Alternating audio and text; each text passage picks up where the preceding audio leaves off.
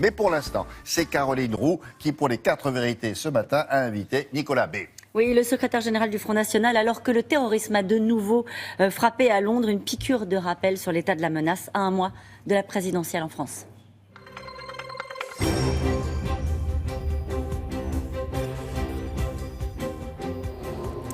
Bonjour Nicolas Bay. Bonjour. Londres de nouveau frappé donc par le terrorisme. Hier, je le rappelle, 4 morts, l'assaillant tué, une quarantaine de blessés, dont 3 lycéens français de Concarneau. Le Parlement britannique ciblé en présence de la première ministre britannique. C'est un des hauts lieux de la démocratie européenne qui est visé.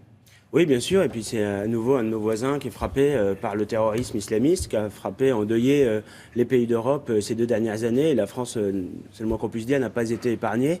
Ça montre que voilà, le risque existe. Il n'y a pas de risque zéro d'ailleurs. En revanche, ce qu'on devrait appliquer, c'est la tolérance zéro.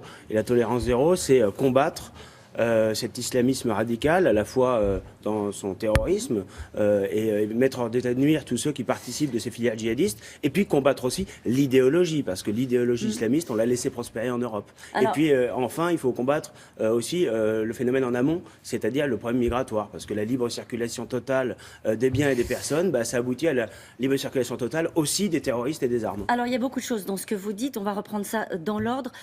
Vous dites qu'il faut évidemment tolérance zéro. Le problème, c'est qu'on est face à un terrorisme qu'on appelle, c'est l'expression consacrée, même si elle n'est pas très heureuse, terrorisme low cost, c'est-à-dire un terroriste qui déboule avec une voiture, une arme blanche et qui s'en prend à des passants et à un policier. Comment anticiper une action qui est absolument imprévisible ? Oui, bien sûr, mais c'est exactement ce qui s'est passé à Nice ou ce qui s'est passé à Berlin. Bien entendu. C'est-à-dire qu'il n'y a pas une logistique importante derrière, comme il y avait par exemple dans le cadre des attentats du Bataclan.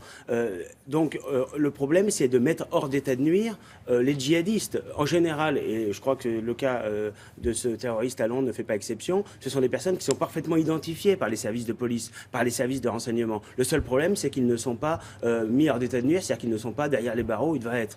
Et je crois qu'il y a eu un laxisme général en France, mais également dans d'autres pays européens. La Grande-Bretagne a laissé grandes ouvertes les portes à l'immigration. Elle a laissé le communautarisme prospérer. On voit des prêches d'imams radicaux dans les rues à Londres. On voit même des tribunaux islamiques qui créent une espèce de justice parallèle en Grande-Bretagne. Eh bien, le résultat, c'est qu'on a des islamistes qui prospèrent. Et en France, c'est la même chose. La seule question que pose ce que vous dites, c'est à partir de quel moment on intervient ?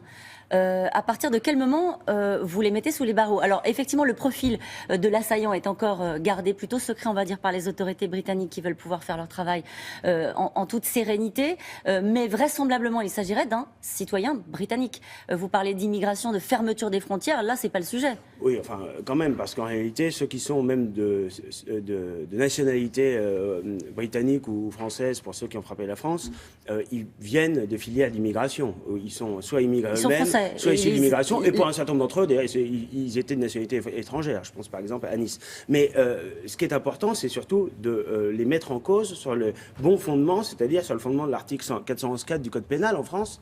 Je pense qu'il y a un équivalent en Grande-Bretagne, c'est intelligence avec l'ennemi. Et ça permet de les mettre en détention préventive. Et c'est un crime qui est passible de 30 ans de prison ferme. Aujourd'hui, on voit bien qu'il n'y a pas de volonté politique. On a vu que ceux qui ont frappé la France, oui, bien sûr, ils ont été bénéficiaires du laxisme migratoire et ensuite du laxisme judiciaire. C'est-à-dire qu'ils ont des bracelets électroniques, ils sont condamnés par la justice. Celui qui a frappé à Orly, il y a quelques jours seulement, il avait été 44 fois signalé par les services de police. Il n'avait pas été fiché S, alors qu'il était identifié par les services comme étant radicalisé. Il a passé 15 années de sa vie derrière les barreaux. Eh bien, il n'aurait jamais dû sortir, il n'aurait jamais dû être en liberté et il n'aurait pas pu commettre une attaque qui, heureusement, n'a pas fait de mort, mais grâce au sang-froid de nos forces armées. La solution, c'est la prison avant, c'est-à-dire avant évidemment le passage à l'acte, mais ce qui est compliqué à comprendre dans ce que vous nous expliquez, c'est à partir de quand on met ces gens-là en détention. Et quand vous avez des personnes qui participent directement des filières djihadistes, c'est-à-dire qui sont en lien étroit,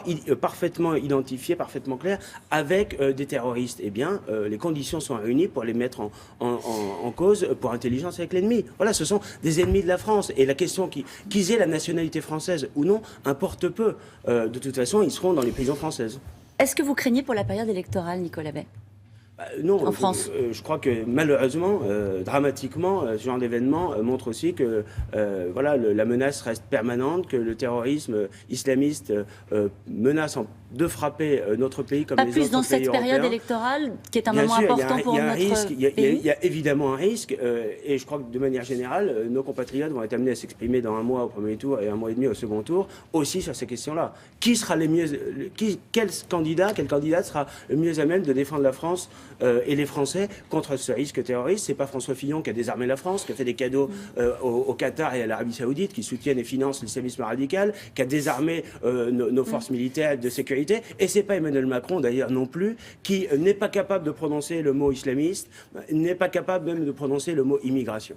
Est-ce que vous pensez que la question aussi qui sera posée au moment du vote, c'est qui sera capable donc de lutter contre le terrorisme, comme vous l'avez expliqué, mais qui sera capable aussi de faire en sorte que le pays reste uni dans un moment comme ça? Mais justement, vous ne pensez pas que c'est un sujet aussi? Si, bien sûr, mais l'unité du pays, c'est l'unité justement dans un combat impitoyable contre cette menace, contre l'islamisme, contre le terrorisme, contre tous ceux qui portent atteinte gravement à la laïcité, contre ceux qui portent atteinte à nos valeurs de civilisation. Combat impitoyable aussi contre la stigmatisation. Mais on stigmatise. Qu'est-ce qui vous choque? Il ne faudrait pas stigmatiser les terroristes? Moi, je crois qu'il faut les stigmatiser, les mettre hors d'état de nuire. Je crois que les islamistes n'ont pas leur place, que leurs revendications n'ont pas le droit de prospérer. Et ce qui est insupportable aujourd'hui en France, c'est que si on a de l'islamisme terroriste, c'est parce qu'en amont, on a laissé prospérer l'islamisme comme idéologie. On a des pouvoirs publics qui les ont aidés, qui les ont financés, comme Christian Estrosi, comme Alain Juppé. Qui les ont aidés et financés. Bien sûr, qui ont financé des structures islamistes, comme par exemple l'UOIF, qui est proche des frères musulmans. On n'a pas fermé les mosquées radicales, ni de la mouvance salafiste, ni de la mouvance des frères musulmans. Vous allez jusqu'à dire que certains élus de la République ont encouragé les islamistes? Ils ont fait preuve, pour des raisons de clientélisme électoral, de bienveillance à l'égard de groupes qui sont directement rattachés à la mouvance islamiste. Oui, et c'est très grave. On vous laisse responsable de vos propos. Le patrimoine de la présidente du Front National, comme les autres candidats, a été publié par la Haute Autorité de la Transparence de la vie publique. Alors on apprend qu'elle présente un patrimoine de 630 000 € à peu près et 5 millions d'emprunts qu'elle a contractés. C'est un moment désagréable à passer, la transparence, pour vous? Non, pas du tout. Les 5 millions d'emprunts, en l'occurrence, ils ont transité quelques jours, je crois, sur son compte bancaire personnel, parce que c'est l'emprunt qu'elle a contracté pour le financement de la campagne présidentielle. Et je crois qu'il y a d'autres candidats qui sont dans le même cas. Voilà. Bon, je crois que Qu'est-ce que vous avez appris sur les autres candidats lors de la publication de ces patrimoines? J'ai pas analysé, parce que je pense que la transparence c'est bien, mais il faut éviter le voyeurisme. Et moi, j'ai pas analysé en détail le patrimoine de chaque candidat. Je pense que c'est bien que les choses soient claires, c'est bien que chacun fasse état de son patrimoine. Ce qu'il faut éviter aussi, c'est évidemment les conflits d'intérêts. Voilà, il y a quand même des choses troublantes quand on voit Emmanuel Macron qui a gagné 3 millions d'euros à la banque Rothschild il y a 2 ou 3 ans et qui apparemment cette somme s'est presque totalement volatilisée. C'est assez inquiétant parce qu'on se dit que pourquoi? Ça veut dire que s'il gère l'argent du pays comme il gère son argent personnel, on sera en faillite. Merci beaucoup Nicolas Bess, c'est à vous William. Merci.